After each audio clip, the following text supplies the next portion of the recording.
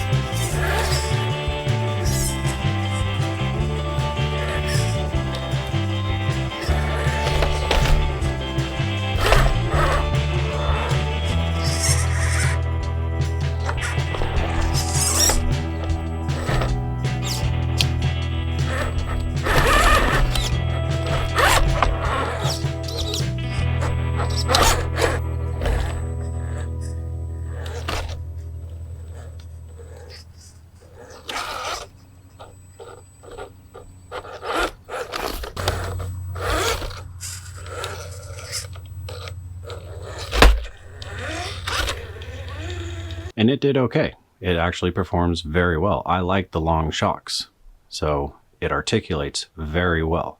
The motor does get kind of bound up because this is a brushed system, not a brushless, so it's very jolty, as you saw. But the main test, as you guys know on this channel, is can it do the stairs?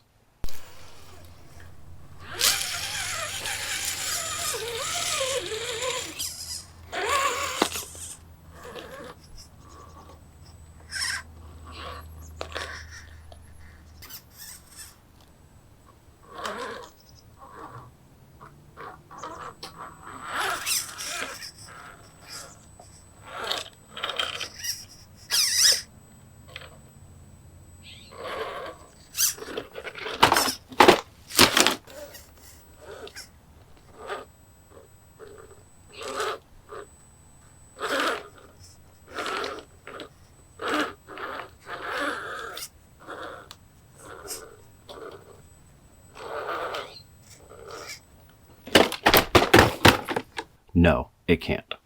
I've basically attributed its lack of ability to go up my stairs like all my other RCs can do is because if we look quite closely, it is very, very skinny.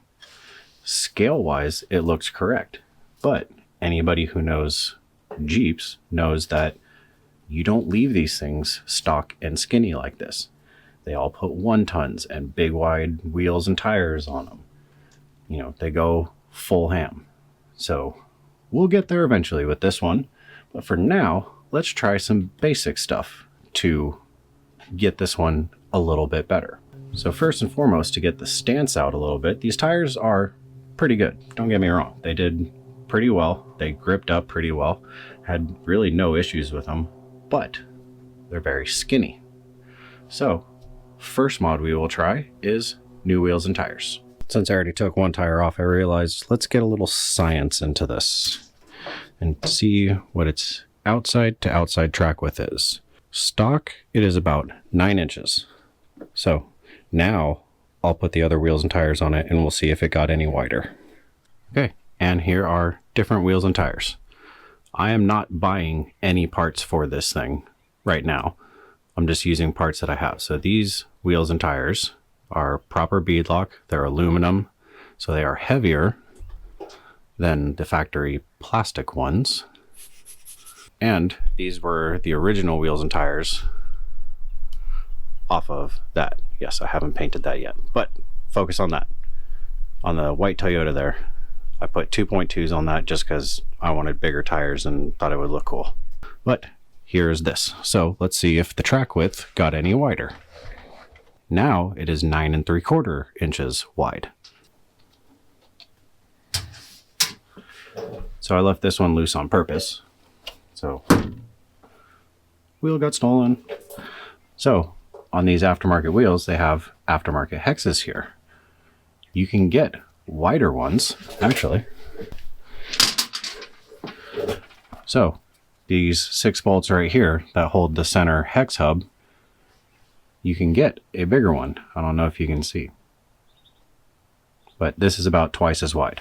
So if this won't get up the stairs, you can get this, or you can get wheel weights. The brass wheel weights for most aftermarket wheels will bolt to the wheel and then everything bolts back up to the RC. That'll give it a bit of a wider stance and get more weight down low. Just having these aluminum wheels compared to the plastic wheels is going to give it more weight down low. So let's try just this on the stairs and see what happens.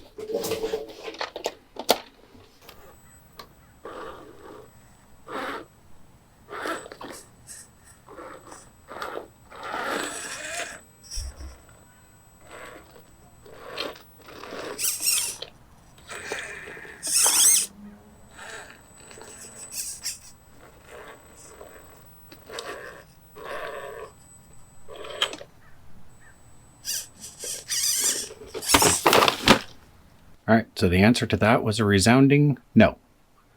But let's try these. These are cheap and easy to order. So let's just unbolt this, put these on, and see what happens from there. So you just take these 6 bolts inside of here out. This hex will come off. This hex goes on, and screw it all back in. And Bob's your uncle. I don't know why I just said that. So I know some of you who have been around for quite a while are asking, why is the YouTuber guy who has been very against buying an RTR and then upgrading it has just bought an RTR and is upgrading it? That is because I realized from all the comments that not everybody can build an RC from scratch. There's the original hex. Now let's get the big one in. And that tire is bad. It's torn. So because of that, I want to show people that don't have welders or anything like that, that they can go and take one of their RTRs and do some upgrades to them to make them perform a little bit better. And I wanted to see how much it would take to make something perform a little bit better. And so we have to have a controlled experiment, which would be my stairs. So with that controlled experiment, we're just going to do these little upgrades, piece at a time. Some are cheap, some will not be cheap. Once again, honesty, that's what matters. None of these parts are sponsored. Nobody sponsors me. Actually, all you guys who watch, please like and subscribe. You guys are my real sponsors. And, you know, my job, because that's how I make money. Anyhow, for the people who can't weld, this is the reality of what they're going to be doing. So might as well try and give them a helping hand on what upgrades to do and what upgrades actually help. Some better tires, that'll help grip a little bit more, but when it comes to this thing being a short wheelbase, being very skinny, you have to experiment. So that's what we're doing, is experimenting, seeing what few things it takes to make this thing perform just a little bit better. It's dirty. It's like these wheels are used or something. So I'm going to keep playing with bolts, and we'll be back on the stairs to see if the wider, or if the even wider, because we only gained a 1/2 inch total. So we'll see if this little bit wider helps it anymore. All right, so visually you can already tell how much wider this thing is just by its stance. So let's get our science out, and about 10 1/4. I was really close to that, sorry. It's about 10 1/4 inches. So it is a little bit wider. Now, something that I never see anybody talk about.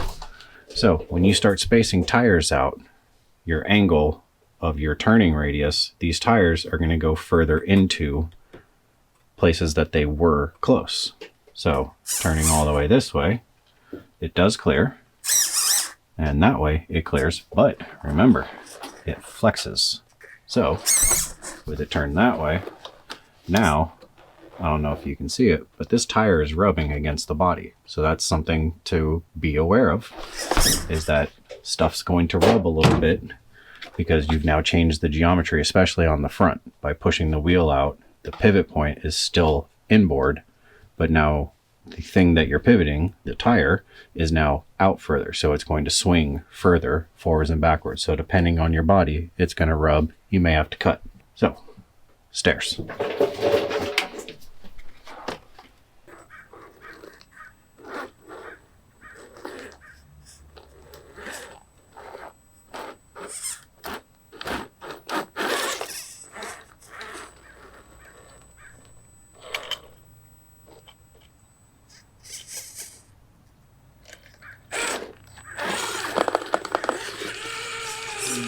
Just try a different angle.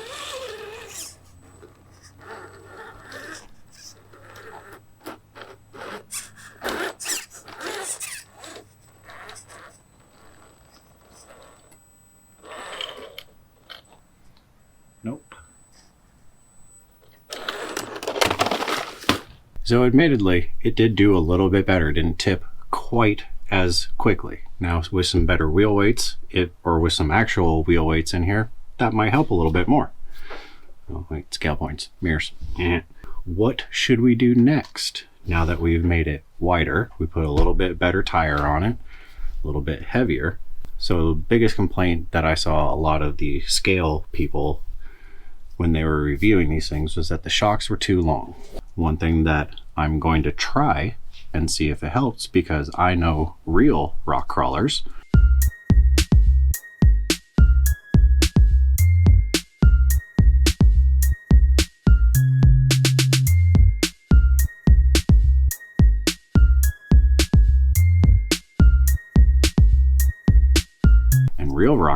are all about flex, keeping the tires down lower as long as, or as much as possible. So you want a lot of flex. So in my crazy little mind, it's saying longer coilovers. So let's give these a shot, see if these help. They may not, they may make it worse, but no one on the internet is going to tell you. That's my job here at Waffles RC. We are going to review the things that work or don't work, or if I'm just crazy and all the scale people are right. So let me swap these out. So in here, this is where the coilover mounted from the stock one. Mounts on the axle, mounts up here. There are these other holes here, so you can change the angle of your coilover, or you can move it down a hole as well to give it just a little bit of a lift if you want these things to be a little bit taller. Now, as you see, I will not be doing that. I'll put it in the exact same hole because I'm already going to get a lift, because these are 120s and these are hundreds, I'm pretty sure. I don't have a millimeter tape measure, so I'm guessing that these are 120s because I run 120s on everything. Here are the longer coilovers. Now, one thing to note, the factory ones, come on, where can you see it, have a spacer for the top. So I just get, you know, little spacer kit, and I have a bunch of them left over. So you will need that for the top. Bottom, no issues at all. So I also understand that not everybody's going to have these spare parts that I have, but I do a lot of builds, so I have a lot of spare parts. But I'm just trying to show what may work, what may hurt it. These may hurt this. I honestly don't know. One thing to note though, by going with longer coilovers on a factory RTR, are drive lines. You have this slip in here, and I don't know if you can see it, but there's a slip to connect the two ends of the drive line. Depending on how tall you go with it, that could be too short, and then it would be required to get new drive lines.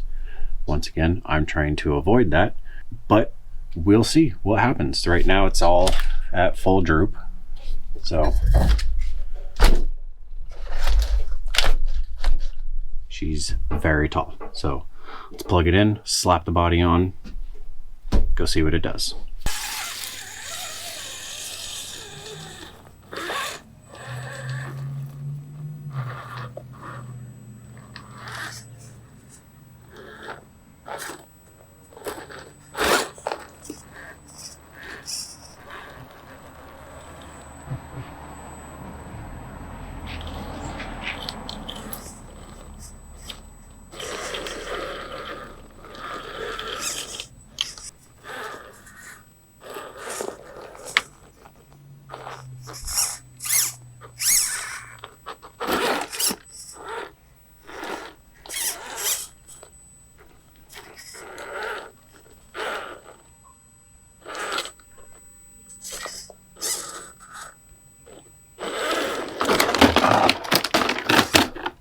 Okay, so that helped it a little bit, but the biggest issue that it's having is it's getting caught up on the axles, and to me it's still a bit too skinny. We have enough articulation now that it's keeping tires on the ground, keeping the weight further down, keeping the body from tipping over. It's still tipped though, so there's no getting around that. It tipped. So what do we do now? Let's go with a bigger tire. I think I might know somewhere to get a bigger tire. It's all scientific purposes, of course. It'll go back together. These were spares. But I see some potential victims, don't you? So we thank the Tacoma for its service, basically donating its wheels for this vehicle. And one thing to note with this particular vehicle, keep messing with my hat, is that it is a straight axle, not a portal axle. So that's one reason why it's so skinny. I had the deeper spacers or the deeper hexes on these wheels, which pushed it out, and that helped. These do not have those. And as you can see, it's skinny again. But these are 2.2 wheels with 5-inch tires. So let's see what our wheelbase is at. We are back down to 9.5. But let's see if bigger tires help. I can already tell you, no, they did not. So that was a complete and utter fail. I'm not doing this just to mess around. I'm doing this to actually see, like, there's a lot of upgrades that are out there, but it's what upgrades actually make these things better. Because the reality is you can get all these upgrades and then it performs worse than it did when it was stock. So I thought that there should be a video out there of somebody taking one of these and going through this step by step, not just slapping a whole bunch of brand new stuff on it and saying, look, it's perfect now. $1,000 later on top of what you paid for it. So bigger tires, longer coils, but skinny, not good. Now I could put the stock coils back on and see if that helps, but I personally think it's the width that is the issue with this particular short wheelbase. So what to do next? Because we were closer with this. What happened to the camera? Okay, I don't know where that left off, but my camera glitched out. So I feel it needs to be wider. Let me think of my next move and we'll go from there. Figured out the next plan. We all see it. It's all over the interwebs. So we all know that these are plastic housings. Front and rear. It's all plastic. But we see it on the internet. Metal differentials, or aluminum. They sell these as an upgraded part. And that's what I've done with every single one of my builds. They all have metal differentials or axle housings on them. This one is my buggy, as you guys may know. I didn't like the proportions of this one because of how long it is and how skinny it was. So I'm going to take these axles off of here because plans, but let's put these on here. See if that extra weight down low and possibly different gearing, see if it helps this one in any way. I'm not just needlessly taking the buggy apart. I have new axles for it. So this is getting upgraded. While at the same time, so will this. So let's do an axle swap.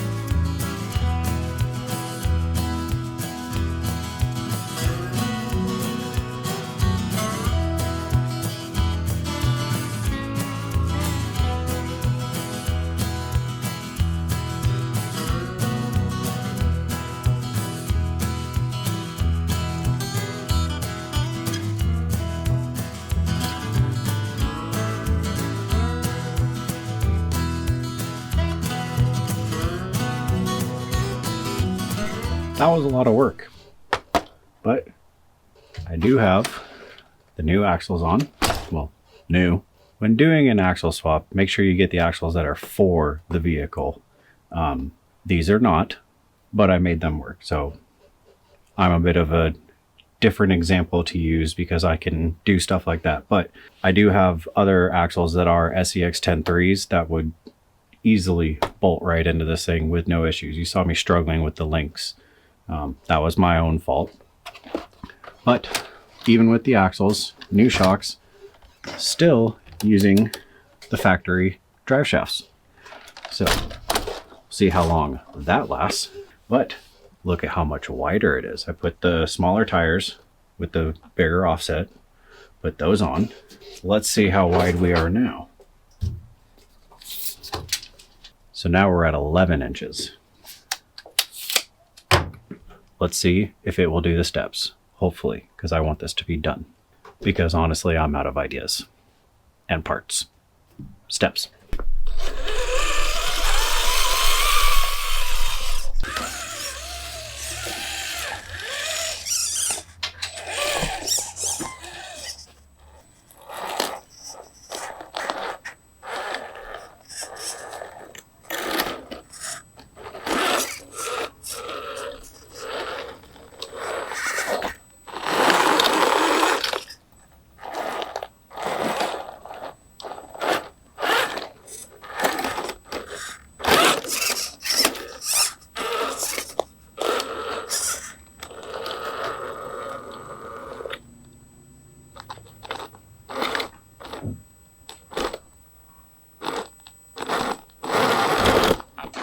Nope.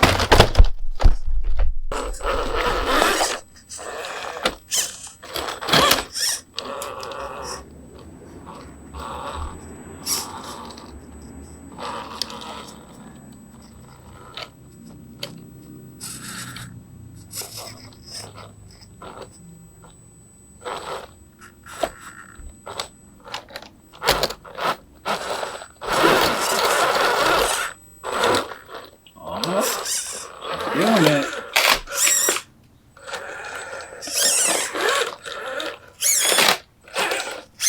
Oh wait, I forgot this thing has this.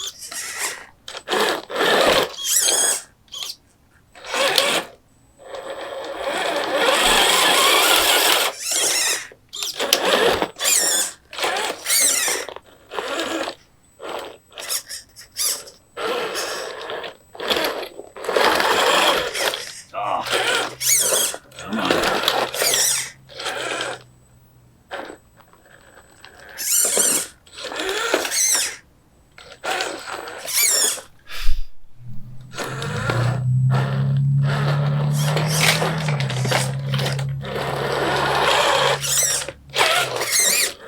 We made it up one, we gotta do the rest.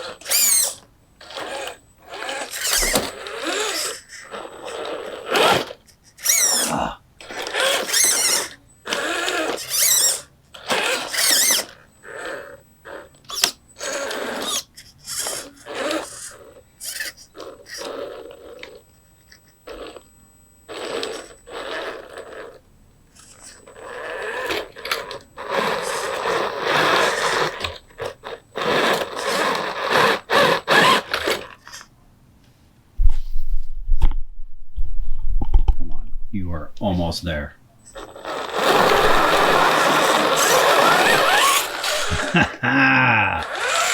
Okay, that's all it takes. Now will it get down in a smooth-ish manner?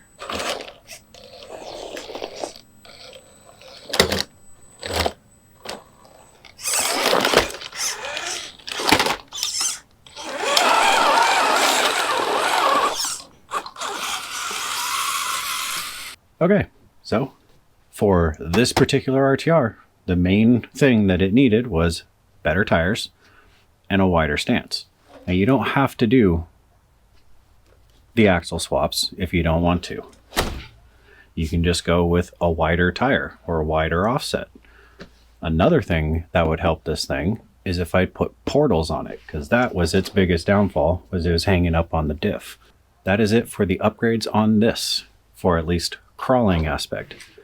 Next time you see this thing, I'm going to show you guys how to go from brushed, which you saw how I was on the throttle the whole time, so it dipping and surging like that, that was all that.